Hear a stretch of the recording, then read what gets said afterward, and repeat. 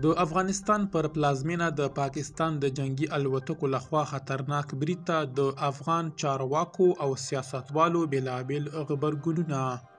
نوموړي برید ته د حامد کرزي، هیلې نجیب، جنرال سمیع سادات، اسماعیل یون او کمال ناصر اصولي په ګډون نورو چارواکو او سیاستوالو څرګندونې کړي دي.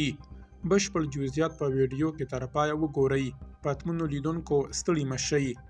حامد کرزي پر کابل، پکتیکا، ننګرهار او خوست باندې د پاکستان بریدونه غندلي او دای د ځمکنۍ بشپړتیا او له نړیوالو قوانینو سره په ټکر کې اقدام بللی او ډیروي پاکستان له هر ډول نړیوالو قوانینو څخه سرغړونه کړې.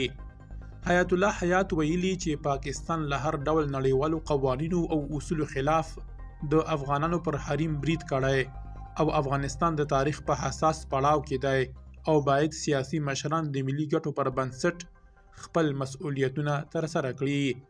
عبدالرؤف شپون وایي افغانستان یو ځل بیا د استخباراتي لوبې ښکار شوی او پاکستان تیره شپه پر کابل داسې برید کړی لکه اسرائیل چې پر غزې وکړ او که حالات داسې روان وي پر افغان خاوره د پاکستان د ځمکني یرغل ویره شته.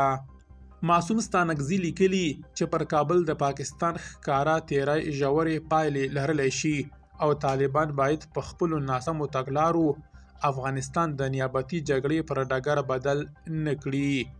کمال ناصر اصولي ویلي هغه افغانان چې د پنجاب لخوا په افغان خاوره تجاوز ته خوشحالیږي هغه زموږ نه دي.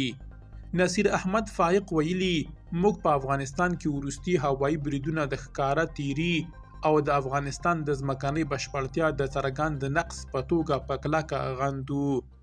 فضل محمود فضلي ویلي چې په تاریخ کې لومړی ځل د پاکستان په څیر استعماري لاسپوڅه هیواد د افغانستان پر پلازمینه برید کوي او د افراطي اشغال ویاند وایي چې خیر او خیرت دی.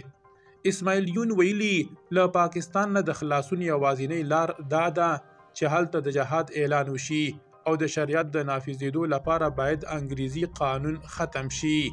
سمیع سادات ویلي راپورونه ښیي چې په دې بریدونو کې درنده مرګ ژوبله او ویجاړي رامنځته شوې ده او پاکستان نشي کولی چې هم ترهګري وکړي او هم ځان قرباني وښیي.